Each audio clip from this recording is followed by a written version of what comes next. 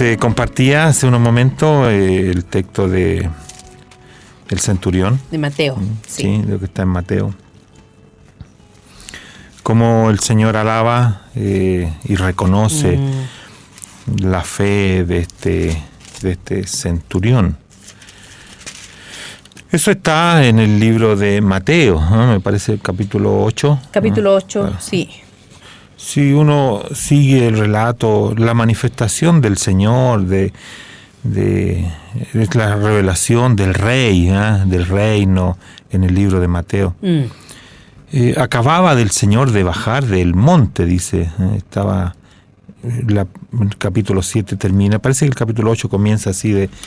Cuando descendió Jesús claro, del monte. cuando descendió del Señor y conocemos todo lo que enseñó el Señor Jesucristo allá en el monte. Desciende, dice que lo primero con quien se encuentra es con un leproso. ¿No? Y la primera obra que hace el Señor. Un leproso que viene a él, ¿cierto? Y la condición de alguien que tiene lepra, ¿cierto? Una condición de un hombre naturaleza pecaminosa, rebelde.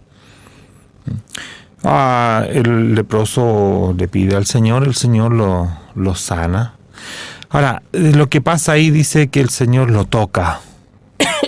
Algo que no estaba permitido hacer, digamos, con una persona con lepra. Lo toca. En el segundo caso del centurión, no lo toca el Señor, no toca al Señor nada. Un hombre gentil, ¿cierto?, que viene con una necesidad. Ahora, lo que dice el centurión, di la palabra. Ese es como, di la palabra. El Señor, después de la respuesta, le dice, ve, al final, en el versículo, ve y como creíste. Nosotros, ¿qué nos gusta más? ¿Qué es lo mejor? No estamos en la situación al menos de que el Señor nos toque, aun cuando decimos que nos tocó el Señor, ¿cierto? Pero ese toque que decimos nosotros nos tocó el Señor es justamente cuando oímos su palabra, tiene que ver con la palabra, porque el Señor no en este momento, como físicamente, ¿cómo nos va a tocar? No. Ahora, la situación del leproso, sí, el Señor lo tocó y lo sanó, fue necesario que lo tocara, pero lo que se maravilló el Señor tiene que ver justamente con que alguien diga, di la palabra, di la palabra. Y todo el argumento que hace el centurión de que yo soy hombre, ¿cierto? Con autoridad y digo a cómo lo conocía el Señor. Yo creo que tiene que ver con eso. Si uno pudiera madurar y realmente uno tener fe, la fe viene justamente por el oír. Por el oír la palabra. El salmista en el Salmo número 40, así como el centurión y como el leproso, también está viviendo una situación difícil en el Salmo 40. Esto es en el Espíritu del Señor, ¿cierto? En el testimonio del Señor, lo que habla del Evangelio, este Salmo, cómo revela este Salmo la obra del Señor. El salmista dice en el versículo 12, me han rodeado males sin número. No es una situación fácil, claro. Me han alcanzado mis maldades y no puedo levantar la vista. Se han aumentado más que los cabellos de mi cabeza y mi corazón me falla. Pero esto es palabra que la vivió el Señor, ¿no? El Señor dice, se aumentaron más que los cabellos de mi cabeza y mi corazón me falla. Fíjense en el capítulo que sigue, en el 41, aún el hombre de mi paz, versículo 9, en quien yo confiaba, el que de mi pan comía, alzó contra mí el calcañar. No es una situación fácil la que está viviendo el Señor, pero aparece esta revelación del Señor Jesucristo, acerca del Señor, que no podemos decir que no. Está también esta palabra narrada, la vuelve a tomar el escritor allá en hebreo. O sea, en hebreo, en el capítulo 10, toma esta misma profecía. Cuando dice, sacrificio y ofrenda no te agrada. el 40, versículo 6. Dice, has abierto... está leyendo el 40. El 46. Ya. Pero es la misma referencia, hay algo que cambia nomás en hebreo. Sí. Dice el 46, sacrificio y ofrenda no te agrada. Has abierto mis oídos, holocausto y expiación no has demandado. Entonces dije, he aquí vengo, en el rollo del libro está escrito de mí, el hacer tu voluntad, Dios mío, me ha agradado, hacer la voluntad. Y tu ley está en medio de mi corazón. Todo lo que tenía que ver con los sacrificios y ofrendas de la ley, ya aquí se pone un término, se acaba. No es lo que agrada al Señor. No es lo que agrada al Señor las cosas que uno pueda hacer, cómo acercarnos a Dios en el sacrificio, en la ofrenda, el ofrecer, el que yo haga cosas, ya está, ¿cierto?, sabido y tantas veces se ha dicho. Claro, que lo que uno haga no es lo que uno haga. El holocausto y expiación que nos has demandado. El hacer tu voluntad, Dios mío, ahí está, el hacer tu voluntad. La voluntad de Dios ya no es de la manera del primer pacto, tiene que ver con eso cuando lo toma el escritor de Hebreos, sino que la voluntad de Dios tiene que ver con la verdadera ofrenda. La voluntad de Dios es una ofrenda verdadera, es un sacrificio verdadero, que es el sacrificio de Cristo. Amén, así es. Así es. Si uno quiero hacer, o alguien dice, ¿cuál es la voluntad de Dios? Bueno, la voluntad de Dios es un sacrificio distinto, ¿no? Es ofrecer la vida. Dice esto, en el libro de Hebreo dice que, no dice has abierto mis oídos, dice me preparaste cuerpo. Cuando introduce al primogénito en el mundo, cuando el Señor viene a este mundo, dice, me preparaste cuerpo. O sea, la voluntad de Dios es tomar esta forma humana, ¿cierto? Cuerpo humano, y hacer su voluntad. Claro. Es un nuevo sacrificio. El sacrificio del Señor en la cruz. Ahora, si uno lee en el libro de Efesios capítulo 5, ¿cierto?, en el versículo 2, cuando se nos insta a nosotros, el apóstol Pablo dice que debemos andar en amor. ¿No? ¿Y cómo es? Como también Cristo nos amó y se entregó a sí mismo por nosotros, ofrenda y sacrificio a Dios en olor fragante. Esa es la voluntad de Dios, una ofrenda y un sacrificio a Dios en olor fragante. Ese es el ejemplo también para nosotros, porque eso es lo que debemos imitar. Debemos imitar al Señor en eso, en ofrecernos. Esa es la voluntad de Dios. Ahora, dice en el Salmo 46, has abierto mis oídos. Esto está tomado, ¿cierto?, de la profecía ya en el libro de Éxodo, de la ley con respecto a un esclavo. El esclavo dice, ¿cierto? ¿Se acuerdan que ama al Señor? Un esclavo que ama al Señor y que decide quedarse con su amo, pero entonces tenían que ser llevados, no sé, a los principales, y tenía que ser abierto su oreja con unas lesnas. Tiene que tener una marca. Claro. Una marca en su oído. El Señor, en la profecía, el Señor es marcado, dice, has abierto mis oídos. Ahora, no es una marca para cualquiera que lo ve, ¿cierto?, y diga tiene la oreja abierta y entonces uno identifica que es un esclavo.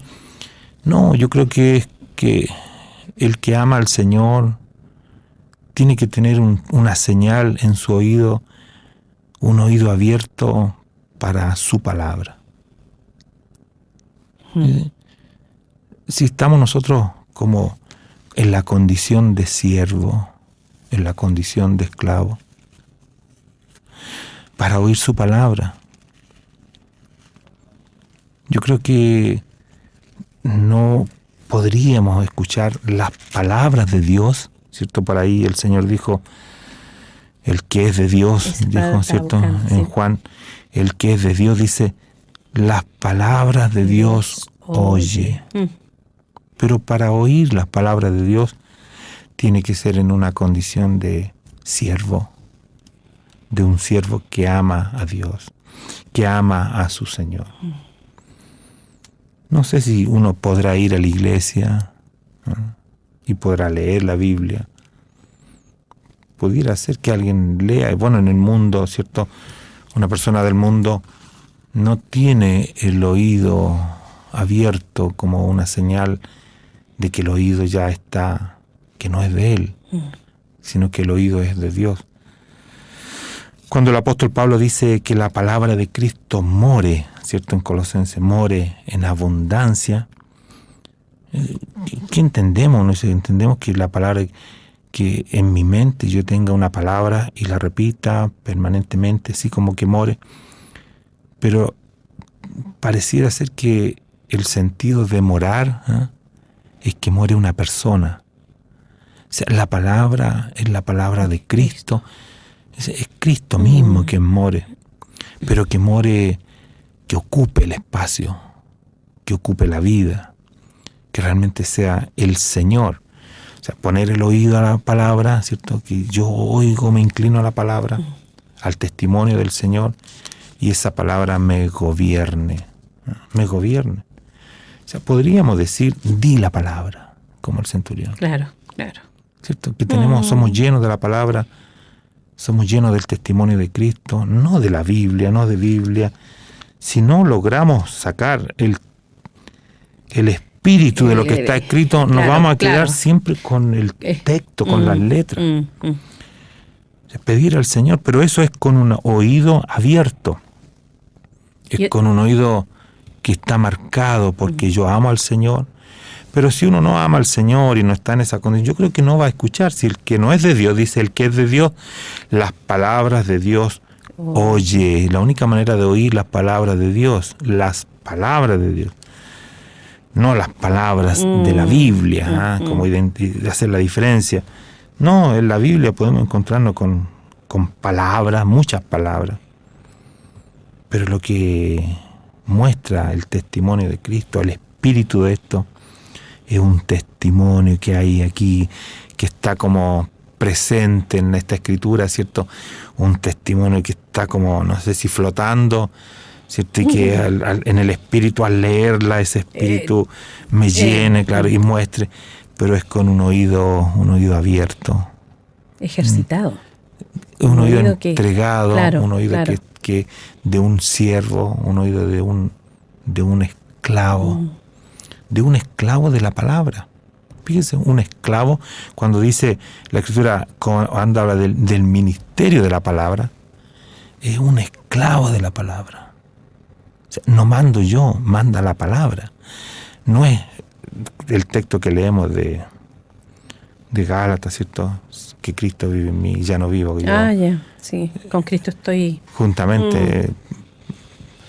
No sé si estamos muy lejanos, ¿cierto? Como para decir que con Cristo estoy juntamente crucificado y que ya no vivo yo.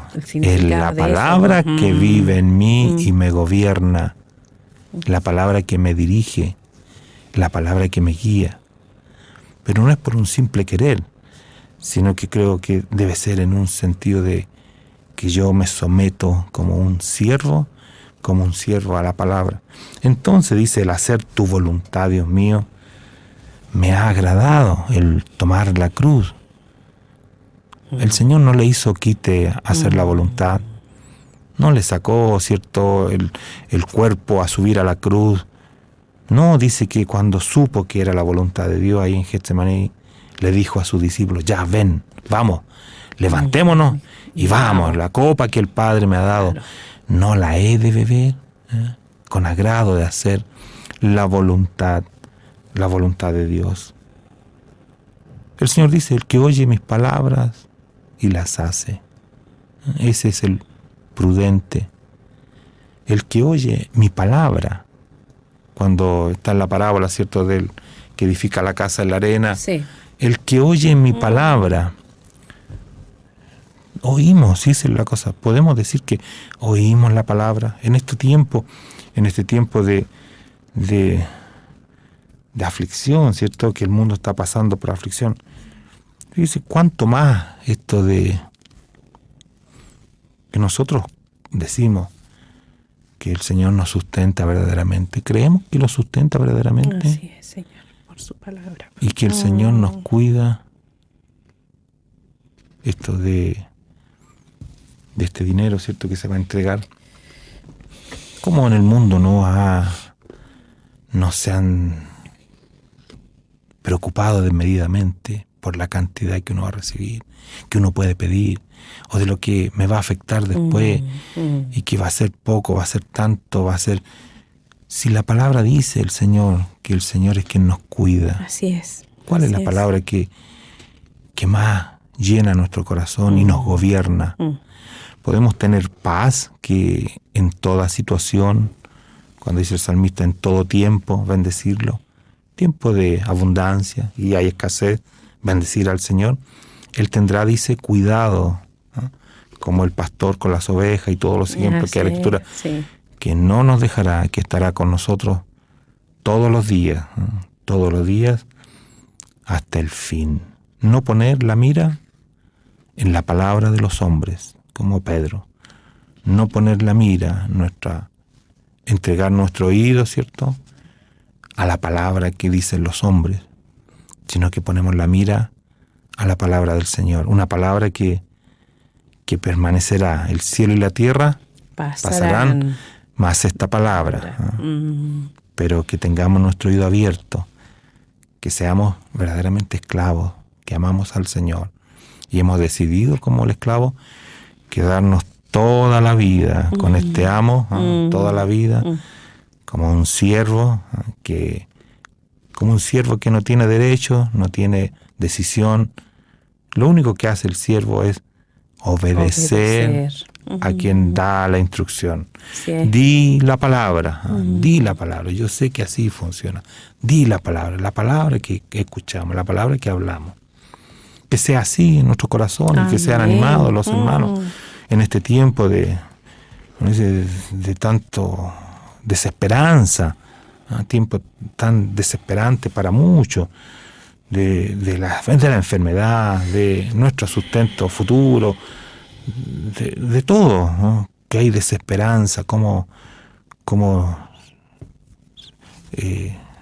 no sé, en un esfuerzo, como dice, sin el Señor tener, que no haya entre nosotros, como dice, de la riqueza. No nos preocupemos con desesperanza. O sea, claro, que no estemos en afán. Eso, que no estemos afanados, el mundo corriendo por las cosas, la riqueza que están presentes entre nosotros en Cristo. Como nunca se ha hablado de diezmo. El 10%. ¿Se ha dado cuenta? Tanto que para algunos quizás lo quieran. El asunto, yo pensaba y meditaba estos días, ¿y cuántos se estarán acordando de cómo el Señor, por su palabra, verdad? Bueno, el Señor nos ayude en todo esto, pastor. Oremos por esta palabra. Amén. Padre Celestial, en esta hora te damos gracias. Oh Dios. En tu presencia, Señor, con gratitud en nuestros corazones. Así es, Señor. La paz tuya, Señor, llena nuestro corazón. Si hay algo que, como la invitación de Cristo, venir ante Él para hallar paz. Paz, Señor, no como el mundo la da, no es como el mundo la da, sino que es diferente. Una paz que sobrepasa el entendimiento humano. Así es, Señor, así es. Que trasciende más allá de esta vida. Es estar en paz, en armonía, en tu presencia. Primeramente, paz con Dios. Amén. Paz con Dios. Llegar a tal punto de esa bendición de tu Espíritu gloriosa, profetizada en Abraham, y que se cumple, está cumplida en nuestras vidas, que es el Espíritu de Dios en nosotros. Así Dios es. En nosotros. Amén. Un solo cuerpo, Señor. Un solo Espíritu. Padre. ¿Cómo tú no tendrás cuidado de todas las necesidades de tu casa? Señor, bendice en esta hora aquel que está afligido, que está preocupado, que está con incertidumbre en su corazón de qué hacer, ¿A quién iremos? Dijo el apóstol. ¿A quién iremos? Solo tú tienes palabra de vida eterna. Amén, amén. Nuestro Sí, corazón Señor. y nuestra vida Padre, se consagran, Señor, en este día a ti. Sí, Todo Señor. nuestro ser como siervos, que no queremos dejar nunca más a este amo que nos ha encontrado, y queremos servirte, Señor, por siempre. En el nombre de Jesús, gracias te damos, Señor.